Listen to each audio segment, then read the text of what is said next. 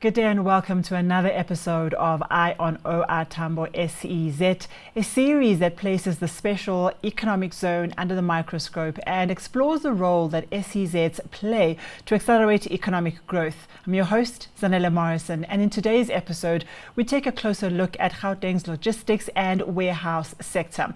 The increased reliance on e-commerce and the uptake on global trade has seen a rapid growth in opportunities for logistics and the logistics sector to contribute more towards the economy. The market share is also witnessing an upward trajectory. This opens up the possibility to impact the value chain and ultimately connect SMEs with the global market. Before I introduce my guests who will be delving deeper into this sector, let's take a look at this. Transport and storage are two key aspects of international trade. Air and road transport accounted for 32% of the country's trade value in 2022. The Gauteng province makes up over 31% of South Africa's GDP, and 8% of that comes from transport, as well as 13% from trade. The transport sector provides pivotal distribution of production and directly interconnects businesses with the global market. As Gauteng is a landlocked province, air freight and road transport is vital for economic growth. OR Tambo International Airport reported a 33% increase in outbound cargo. For Gauteng, that means an 11% rebound. There are a number of things, of course, we have to do as South Africa to promote air cargo. The transport sector is developing an air freight strategy that will help us all to lift trade, export, and cargo performance overall. But we also have to ensure that we avail the necessary airlift, which is capacity via both what they call underbelly in existing passenger aircraft and also increasing that with respect to dedicated freighters. Location is the key to this sector. The OR Tambo SEZ is well positioned as a logistics and distribution hub. Efforts made to ramp up operations relies on relationships and partnerships with stakeholders, industry players, and SMMEs. The logistics sector plays a significant role in economic development, and the OR Tambo SEZ is set out to be in the center. And joining me in studio to unpack this in more detail are Saki Zamxaka, Acting Group CEO for GGDA. I've got Vanessa Dewing, Vice President of Customer Services Sub-Saharan from DHL Express, and Francois Fouché, Research Associate at the Center for African Markets and Management at Gibbs. I think let's jump straight into the conversation. And Saki, I want to really start with the core of the conversation, which is the SEZ, where you've strategically positioned it so that logistics for those whom you are housing and growing within the SEZ get access to good logistics. Was this what you had in mind with the location, and is it still playing a pivotal role for them? The African Development Bank estimates that there's a 30 billion infrastructure gap in Africa per annum on what we should be spending. In South Africa, I think generally in good times, we should be spending between 20 and 25% into capital expenditure. We're currently far less than that, at about maybe 15% or less, which means we're largely just doing maintenance of infrastructure but not growth. And these special economic zones then fill that gap where this infrastructure has got to be practical. What does it mean? This is energy infrastructure, this is road infrastructure, this is rail infrastructure, to make sure there's easy movement of people and there's easy movement of goods, because ultimately what we want is prosperity in the African continent. We want prosperity here. And in these special economic zones, and one of them that's done fairly well is the OR Tambo SEZ, and the provincial government and the DTIC put money into bulk infrastructure. Because again, OR Tambo Airport has grown tremendously over time, but generally those were farms, there wasn't much development, or residential areas which didn't have the bulk you needed for factories to be based there. One of our major tenants was into foods that does food packaging. Now, food packaging by very nature is very fragile, so you got to refrigerate it. It's got to get to where it needs to be fairly quickly. So airfreight becomes very convenient. So that investment in the infrastructure, which is electricity and and water and sewerage now allowed either than just the special economic zone to be based there, it allowed other companies to connect a little bit easier into it. So that's what, what seems like at times big concepts of investing in infrastructure do. It actually means you put money into things that people don't see, but certainly because, there's pipes under the ground, now people can build buildings that employ people. And this must be critical for you, Vanessa, if you think about the connection that you need for moving goods in and out. Now you also have this economic zone that becomes a partner and contributes to the infrastructure. What are the dynamics that you see playing around the zone? When a special economic zone is created, there's absolutely, to Saki's point, this collaboration that takes place between stakeholders. And obviously the ability to collaborate between the public and the private sector makes a world of difference. Whether it is speaking, for example, to infrastructure, so that all essential ICT infrastructure, the road, the rail, even the power supply, for instance, makes a massive difference. From a DHL perspective, probably the most critical thing is the ability to respond to the need that is then articulated through that particular facility.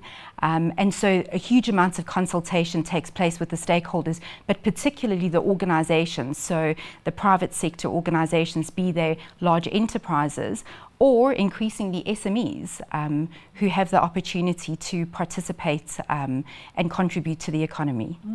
And I think contribute to the economy is really where we want to pull the link together, because we're taking a slice of the economy when we look at logistics, and yet there's great opportunity to unlock growth. Maybe lean into that for me, Francois. It is impossible for an economy without efficient transport to actually experience economic growth, as Zanele. Transport, and I should say efficient transport, especially of moving freight around, is a necessary but not a sufficient condition for economies to grow. South Africa, certainly, we have our own number of challenges when it comes to transport. Over the last 2 decades or so, we've seen a lot of freight moving from rail onto road. However, I should say, and we're very excited about these developments, there's a lot of changes taking place behind the scenes at the moment when it comes to the legislation and economic reforms within rail in South Africa. I think at present, all other things being considered, renewable energy is still the largest single investment opportunity in South Africa, but I think soon it's probably going to be rail. And nobody would ever have thought that rail will become back in vogue in South Africa. But I do think we've realized that we need greater participation within rail in South Africa, and we're seeing those changes taking place as we speak. We're not there yet. I think it will still take a while for that to be completely unlocked and to be completed. But once that is completed, I think the efficient movement of goods and hopefully eventually people as well around the country in South Africa will improve. If you get put to port right and we can get some exploration going back into mining, I think we've got a chance. What is the focus for the SEZ in terms of what it is that they want to specialize in? Actually, it's an interesting one, Zanele, and Vanessa may have a little bit more to say than me on this. One of the things that has happened, so when the SEZ started, the idea was high-value products, because we presumed that air freight is a little bit more expensive, so you want to move things where the margins make sense to move it by freight. But what COVID did, and some of these logistics challenges did, it created bottlenecks in the system. So while there are inefficiencies, let's say Transnet and other ports, but there was just generally backlog. So certain people who have products where they would have preferred rail, but they would prefer their product to arrive than not arrive, then they started looking at air freight as an alternative. But also the airlines then started realizing that the movement of people on its own is a little bit risky, because when something happens and people can't move, you need to do something.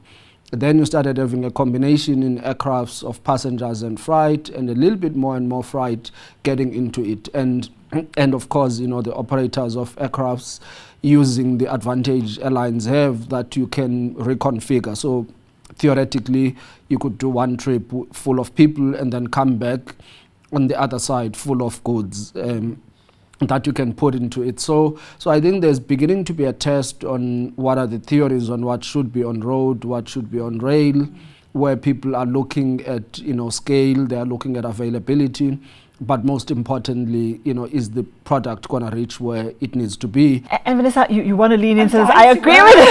I agree with you because it's a balance, supply, demand, time, price, right? 100%. How do you put that? How do you just concisely talk about those dynamics together? So I think in a nutshell, we appreciate that COVID taught us a lot of lessons, but our education is not yet complete. If we consider what is now the new normal, there's no normality to it. Statistically, post-COVID, we actually globally only have about 72% of our commercial uplift available again, which means that there remains quite a substantial deficit. And I think on the inserts, it was referenced the need to then compensate with other options, for example, bringing in our own freighters. And on this continent alone, we leverage 14 dedicated DHL aircraft where commercial uplift just isn't sufficient. The point simply is the following. When it comes to navigating this new normal, we're in a position where we're having to perpetually consult, and as a result of that consultation, to pivot, right? And to compensate for where those deficits might occur. This is a tough one because you're saying the education is not yet done. We're not yet settled into a system. And I wonder if we ever will settle, and that, and already, you already have the answer, so go for it. We know that when we cross borders and we have a hurdle that's this high for people to move, and we lower that in the form perhaps of easier visa access or no visas, and this is a big thing on the continent with the CFTA at the moment, then more people cross the border. The same thing is true, the same principle goes when there's movement of goods across borders. When import taxes and import tariffs, for instance, are low, it's slightly more, all other things being equal, will flow over. But when we start to fiddle with non-tariff barriers, i.e. all sorts of other things, not actual import taxes, there's a sea change that takes place. And this is great work from, I think, the IMF or the World Bank just before the announcement of the CFTA. So what will be the impact if tariffs are reduced on the continent in terms of improving intra-Africa trade, as opposed to what would be the impact if non-tariff barriers are addressed? So when we improve our efficiency of transport, of our infrastructure, of our border posts, the time and the cost in order to get something across the border, whether it's on the exit or on the entry, on the export or on the import, we see significant increases in the actual flow of things across borders. And that's what we want. It's all I have time for our insert. We can continue our conversation because we're just warming up. But we're going to have to leave it there for that conversation today. Once again, thank you so much to my guest who joined me to unpack this very important sectoral change in Gauteng. Until next time, from me, Zanella Morrison, take care. It's goodbye for now.